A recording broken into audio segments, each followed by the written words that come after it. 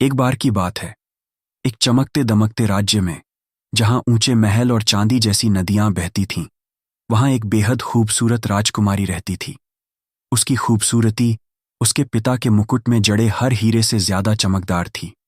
उसकी आंखें सुबह की ओस की तरह चमकतीं, बाल सोने के धागों जैसे झिलमिलाते और उसकी हंसी पूरे दरबार को मोहित कर देती।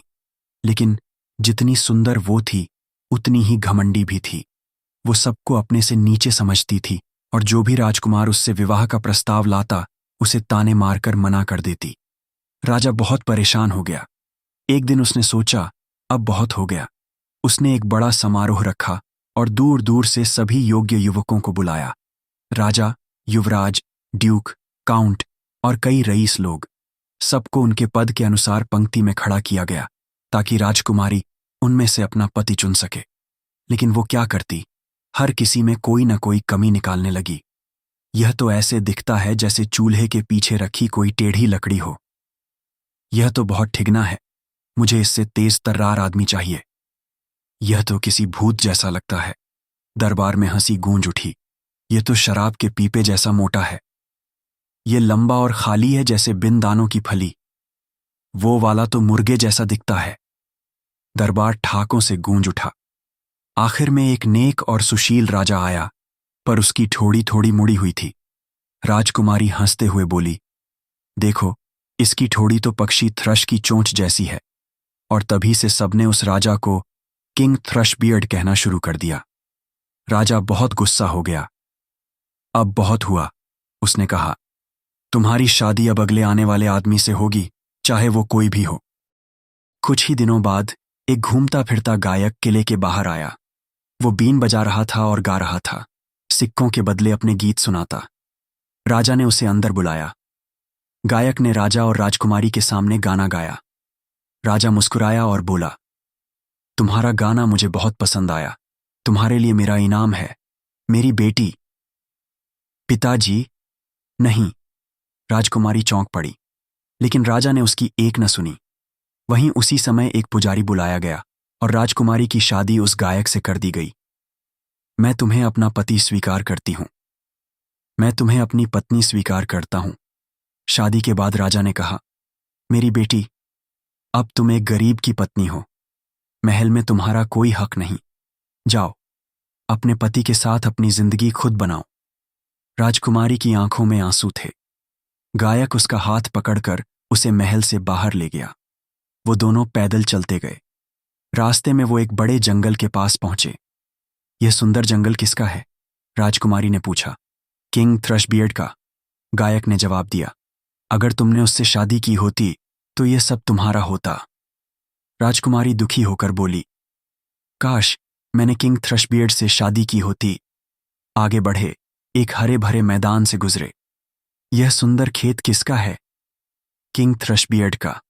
अगर तुमने उससे शादी की होती तो यह भी तुम्हारा होता। राजकुमारी ने फिर कहा, काश मैंने उससे शादी की होती। फिर वो एक बड़ी रौनकदार नगरी में पहुंचे। यह चमकता हुआ शहर किसका है? किंग थ्रशबियर्ड का, गायक ने कहा। राजकुमारी ने फिर वहीं कहा, काश मैंने किंग थ्रशबियर्ड से शादी की होती।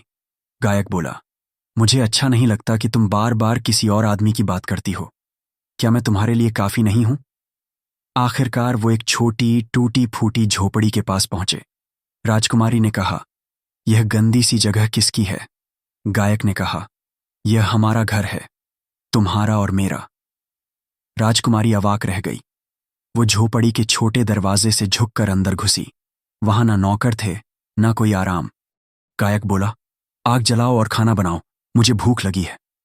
लेकिन राजकुमारी ने कभी जीवन में ऐसा कुछ किया ही नहीं था। आखिर में गायक ने खुद उसकी मदद की। कुछ दिनों तक वो जैसे तैसे गुजारा करते रहे। फिर खाना खत्म हो गया। गायक बोला, अब हमें कमाना होगा, तुम कुछ काम सीखो। वो उसे बांस की टहनियां लाकर बोला, टोकरी बुनो। पर उसकी नाजुक उंगलियां कांटों से कट गईं। फिर उसने धागा काटने को कहा, लेकिन रेशे ने उसकी उंगलियां छिला दीं। गायक बोला, तुमसे कोई काम नहीं होगा। अब मैं बर्तन बनाऊंगा और तुम उन्हें बाजार में बेचो। राजकुमारी रो पड़ी। अगर मेरे पिता के राज्य के लोग मुझे सड़कों पर बर्तन बेचते देखेंगे तो हंसेंगे। पर भूख ने उसे मजबूर कर दिया। शुरुआत में लोग उसके सौंदर्य से प्रभावित होकर बर्तन खरीद लेते थे, कुछ तो पैसे देकर बर्तन तक छोड़ जाते। पर एक दिन एक नशे में धुत सैनिक घोड़े पर आया और उसके सारे बर्तन कुचल डाले। राजकुमारी रोते रोते घर लौटी। अब मेरा क्या होगा? गायक बोला, तुम्ही की गलती है। कौन सड़क के कोने पर नाजुक बर्तन बेचता है?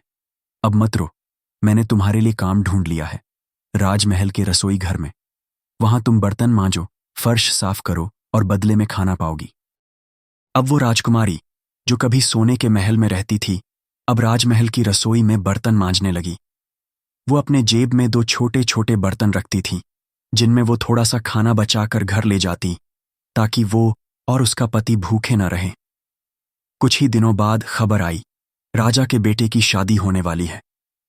राजकुमारी चुपके से भव्य हॉल के दरवाजे के पास जाकर खड़ी हो गई। अंदर सब चमक रहा था, झूमर, संगीत, नाचते लोग, खुशियों का माहौल। उसका दिल टूट गया। वो सोचने लगी, कभी मैं भी ऐसी ही रानी थी और आज मैं एक रसोई नौकरानी हूं। उसी वक्त दूल्हा अंदर आया, रेशम और मखमल में लिपटा, गले में सुनहरी जंजीरें। वो किंग थ्रशबियर्ड था। उसने राजकुमारी को दरवाजे पर देखा और मुस्कुराते हुए उसका हाथ थामा। आओ, मेरे साथ नाचो। वो घबरा गई, शर्मिंदा थी। ना नहीं, मैं नहीं। लेकिन उसने उसे धीरे से खींचकर डांस फ्लोर पर ले गया। जैसे ही वो नाचने लगी, उसकी जेब फट गई और उसमें रखे बर्तन गिरकर फर्श पर लुढ़क गए। खाना और सूप चारों तरफ फैल गया। लोग हंसने लगे। अरे, ये क्या हुआ? राजकुमारी का चेहरा शर्म से लाल हो गया।